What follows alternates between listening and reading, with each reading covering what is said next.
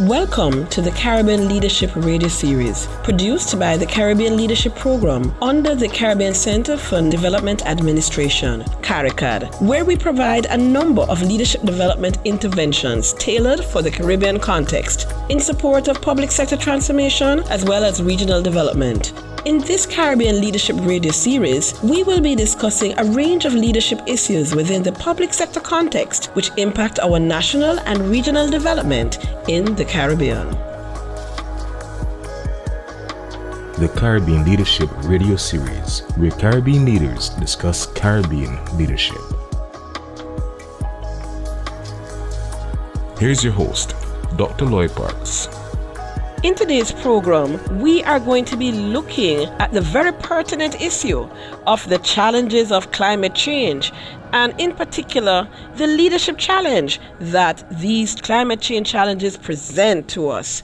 We have our foremost authority on this topic here with us today, none other than Ronald Jackson.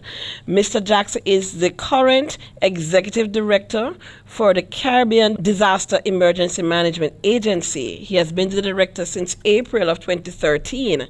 And prior to that, he served in Jamaica as the Director General in the Office of Disaster Preparedness and Emergency Management. He held the post of Director General between 2006 up until March 2013. And his wealth of experience, both in the Caribbean region and internationally, in the area of climate change and resilience, it is of great renown.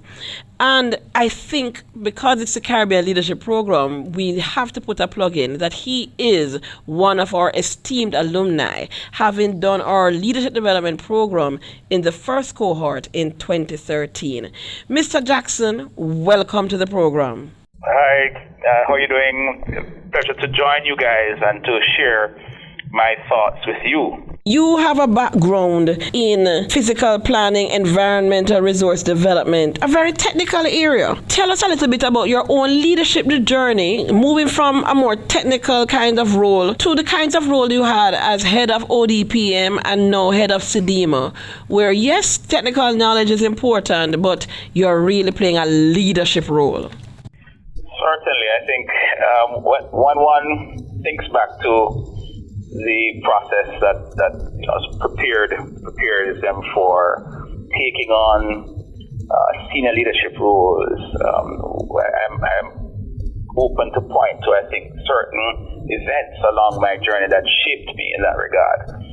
And I don't want to limit it to starting from university, but to point to the fact that very early on, I think I was involved in leadership, perhaps in sports. And when you have to take on roles such as those, I think it is also a means of shaping you for what is to come in your future, because you have to first learn to lead people. But I think critical to that, you have to learn to be a good follower. So, being involved in a sporting environment, in teams and the construct of teams and understanding the rules, I think would have been perhaps one of the first pathways to begin to shape that particular journey. And also in high school and college, I held leadership roles on the student council as a peer counselor, deputy head boy, the department head at the university level. So all these positions, or these situations, I should say, put me into a position to lead people and to interact and to understand the demands and the requirements for leadership. Going into the work world, I would have had my initial foray working both within the inner city and then in the private sector, with a private sector environment that would have been blended with overseas and local ownership. Again, providing opportunities to experience perspectives in leadership from different vantage points. And at that point, more playing the role now as a follower to a set of leaders who I reported to. That said, my background was highly technical, very little professional training in leadership and management at that time. But I think aspiring to move along the process forced me to look at acquiring qualifications in management. And so I started a executive management program, which I didn't complete. I did one term, but again acquired certain skill sets in terms of financial management, operations, business operations, etc., which I thought were very useful, but still did not completely prepare me for the journey ahead. And then I went into government as a young technical officer and rapidly moved through the ranks. I think a mix of showing what I think was showing certain leadership qualities, but also opportunities which presented themselves at particular points in time. And I was by no means, I think, ready or, in a sense, fully molded for that role. And so there were lots of things I had to learn on that journey. The balance between growing up in an organization, creating friends and comrades as you move through the organization, then having to turn around and to provide the kind of leadership that was required, that was fair, just, being able to escape the responsibilities of friendship and focus on the responsibilities of the overall leadership and management of the organization, which was something that I had to learn over time and get better at. And I think going into the leadership program that CLP took us through, I recognize, one, that there was validation of some of the things that I was practicing and that I gathered from different junctures through my own journey, but recognize that there were things that I didn't have and that I needed to strengthen, such as my empathy, how to sense and feel the various rhythms within the team and how my own behavior may have influenced the team's behavior and vice versa, which I think was quite important for the next journey of leadership at the regional level. Engaging with a sort of multiple partners, people from diverse, cultures, all very important given the future of my leadership journey at the regional level, which I think was very important. When we come back, I want you to just share a little bit more about some of the specifics that you gained from participating in the leadership development program, as well as then segue into what are some of the major leadership challenges that we're faced as we deal with climate change and resilience in the Caribbean context. You are listening to the Caribbean Leadership Radio Series. We will be right back after this short break. The Caribbean Leadership Radio Series, where Caribbean leaders discuss Caribbean leadership. Across Caribbean public services, there is great demand for transformational leadership to create an environment that fosters innovation in public service delivery. But how do you know if your organization has this enabling environment? Grounded in research, the Caribbean Leadership Project has developed an enabling environment assessment. This provides a wide range of strategies and actions to help take public sector organizations and regional institutions to a higher level in enabling transformational leaders. To find out how you can use this assessment to foster and inspire purpose-driven leadership, to build leadership capacity for action, encourage collaboration, and support the achievement of results, visit us at www.clptoolkit.org and contact us at info@caribbeanleadership.org. Let us help your organization learn, network, succeed.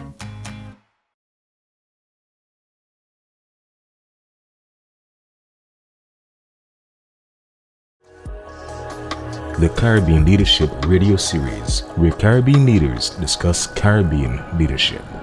You're listening to the Caribbean Leadership Radio Series. We are discussing today the challenges of climate change and the leadership challenge those issues present. We have with us Mr. Ronald Jackson, who is the Executive Director for the Caribbean Disaster Emergency Management Agency, CDEMA. Mr. Jackson, before the break, you started to share with us about some of the benefits you derived from participating in the Caribbean Leadership Development Program. Talk to us specifically about some of the tools and techniques that you learned around stakeholder engagement and how that prepared you for your current role. Well, it's wide and varied.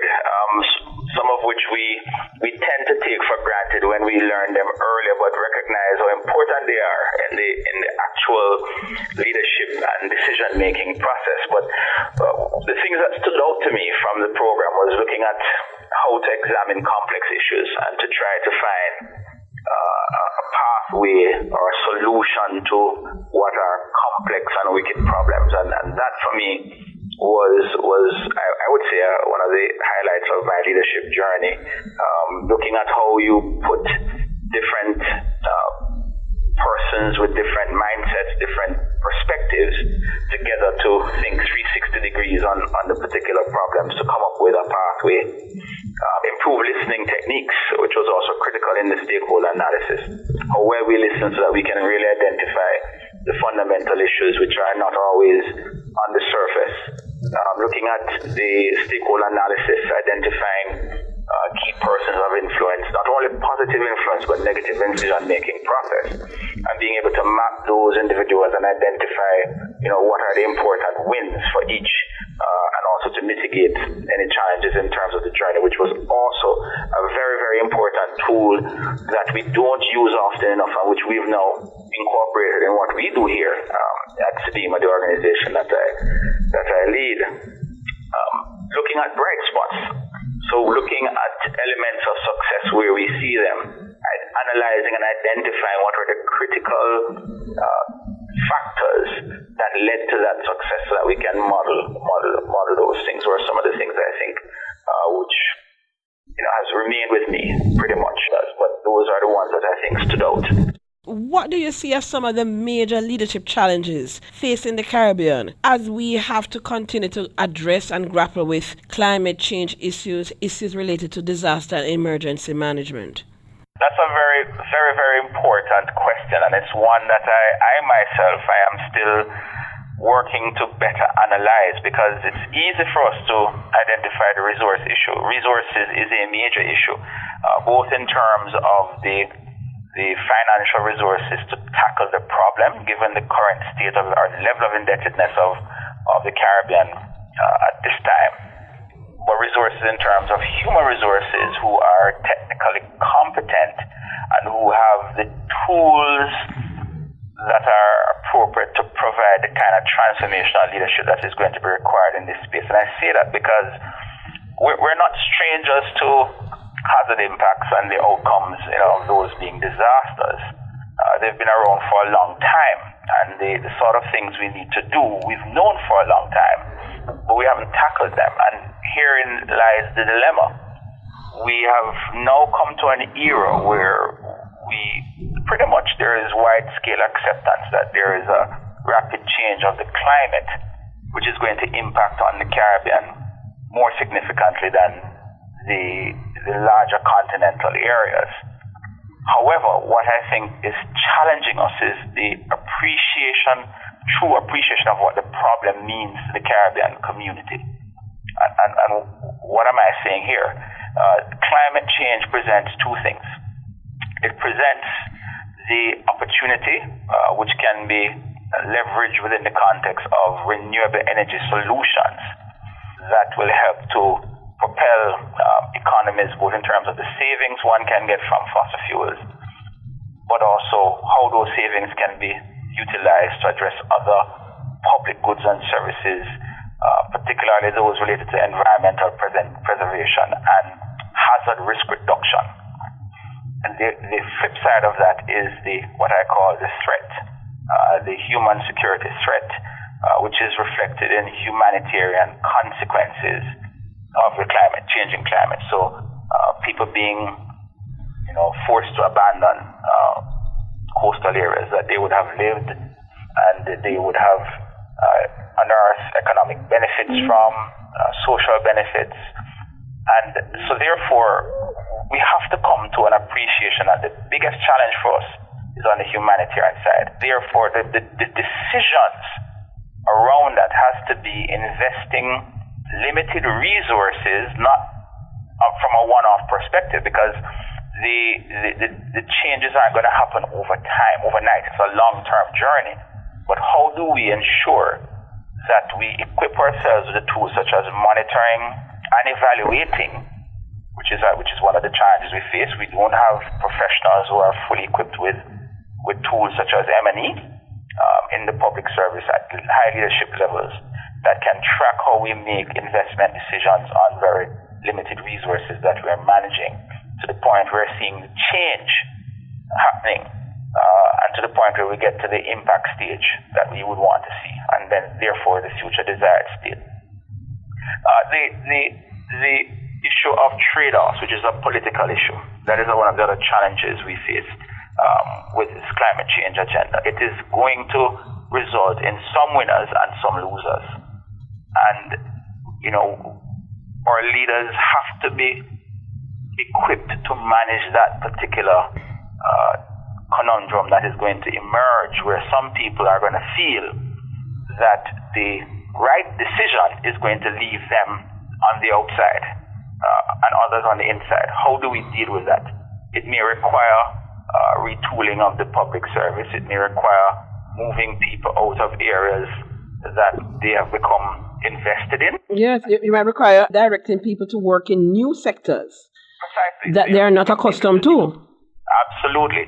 Moving into new sectors, looking at how we deal with the sort of relationship between those who derive benefits from the sea and how they situate their investment close to the sea, where they may also have to relocate and travel longer distances.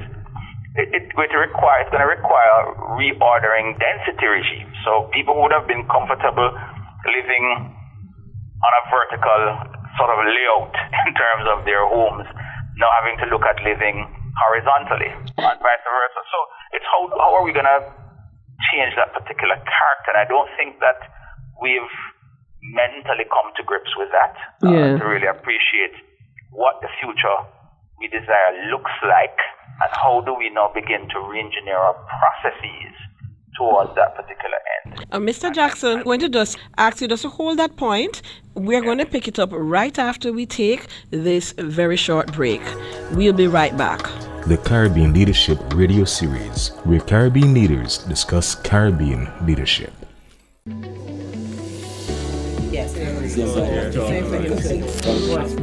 Does your organization have leaders with the self-awareness and confidence to lead effectively? Can they develop high-performing teams? Can they work effectively with multiple stakeholders? And are they equipped to navigate change and complexity? For these and other leadership challenges, the Caribbean Leadership Program offers a suite of virtual, face-to-face, and customized interventions to meet your needs. Our 5-day workshop on leading change and transition will provide senior executives with the mindset shift and tools to successfully lead change initiatives. Our transformational leadership development program is ideal for preparing high-potential leaders for succession to executive roles. And our mid-level leadership development program is perfect for those leading from the middle. For details on these and other offerings, visit our website at www.caribbeanleadership.org. Join us to learn, network, succeed.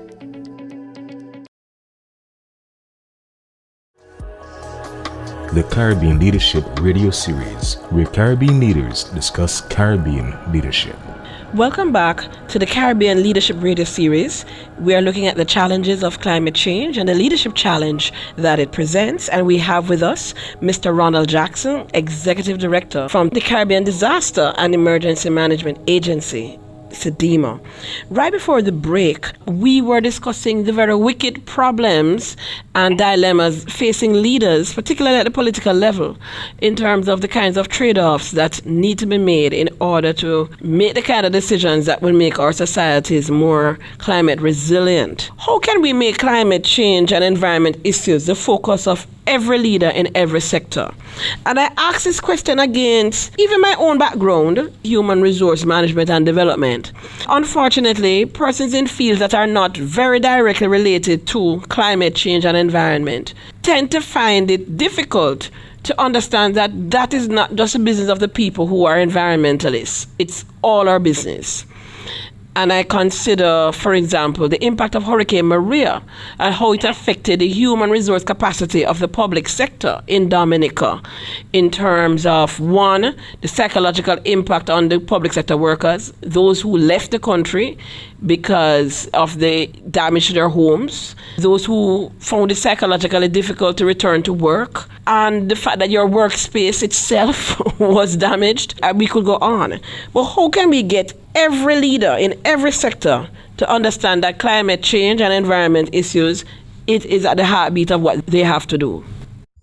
Well, I think you started off by identifying quite clearly how we need to rewire our mindset. It comes down to the bottom line. And in every sector, you don't have to be in the private sector. Every sector has a bottom line. And you talked about someone who is in looking at human resources and the impact it has. Why is that? Because we are all working to a specific imperative. For example, if we look at the country as a whole, and we look at, let's say, the Prime Minister, the objective really is to achieve a prosperity agenda, so to speak, to increase national revenues, growth, so your growth figures to be, at the levels where you want to see them, where you're improving your GDP, etc., etc. What we should be looking at is what challenges that. And you can take that sector by sector. If you look at tourism, what is the objective of the tourism sector? It wants to increase visitor arrivals and therefore, increase revenue from tourism product sales and services. What challenges that? Essentially what I'm talking about and where I think we are failing both in terms of leadership but generally in terms of how we are addressing this issue of changing climate and disaster risk is understanding that what we're talking about are three things: vulnerability and exposure, and the third being risk. I always ask myself, why is it that risk management only seems to be taught to people who are in the financial management sector? Risk management is central to everything that we do. Governance, if it's energy, if it's tourism, if it's health, it is central to that, because at the end of the day, you are trying to achieve a particular outcome in all these sectors, and there are variables such as risk and threats that challenges us to achieve those particular objectives. If we were able to think in that realm, then what we've been doing is trying to identify measures to mitigate those risks and threats that prevents us from achieving those particular bottom line or objectives. And so that's the sort of approach that I would love to see retooling our educational system to ensure that if we're teaching law, that we're talking a little bit around risk management and how the legal profession contributes to that particular realm. If we're teaching tourism, we're teaching it there. If we're teaching health sector, we're teaching it there. If we're teaching in the financial sector, we're teaching it there. In the environmental sector. So what you are doing is you are creating a society that is able to be more risk conscious, more risk aware, and makes risk informed decisions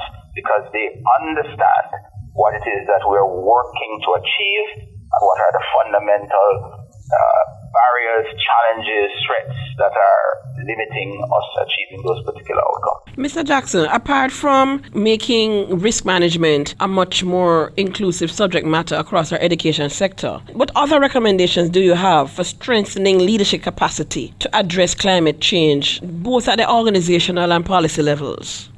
Well, there are a couple of things I think we're going to have to look at. We're going to have to look at revisiting our institutional architecture within the public sector to tackle this issue. It is a cross-cutting issue. It is not a standalone issue. It's a cross-cutting issue that requires a better appreciation and understanding of the science. So we now have to ensure that the appropriate architecture that is able to be efficient in using limited resources are in place. Far too often what we're seeing in the Caribbean is a fragmentation approach, which is driving a fight for scarce resources, and it leads to inefficiencies. So I think we have to first look at the architecture. We have to now look also at the level of awareness and knowledge of the public sector leaders on these particular issues. And then we have to also equip them with tools.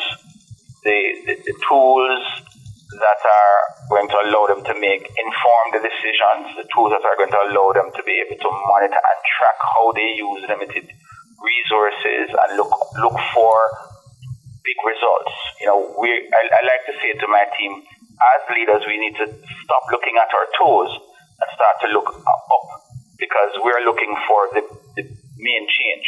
We can't all be focusing down on the what I call input level or activity level type results. We have to look for transformational change and outcomes.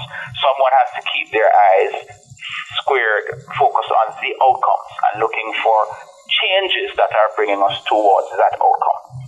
And that means you don't have to look at more public sector leaders that are equipped with monitoring, evaluation, and reporting skills, right? Identifying key metrics for results, indicators. Many of our leaders aren't equipped with that. But also I think that the tools we learned in the CLP program around how we engage stakeholders as leaders, how well we listen and understand what the problem is, and how we deal with complex problems, I think are critical tools that leaders in the public sector are going to be requiring to tackle what I see as a very complex, integrated problem, which leads to trade-offs, some winners, some losers. Thank you so very much, Mr. Jackson, for sharing with us today. Thanks for joining us. You've been listening to the Caribbean Leadership Radio Series. Please check with this station for other episodes in our series. To learn more about the Caribbean Leadership Program, please visit our website at www.caribbeanleadership.org. Thanks for joining us.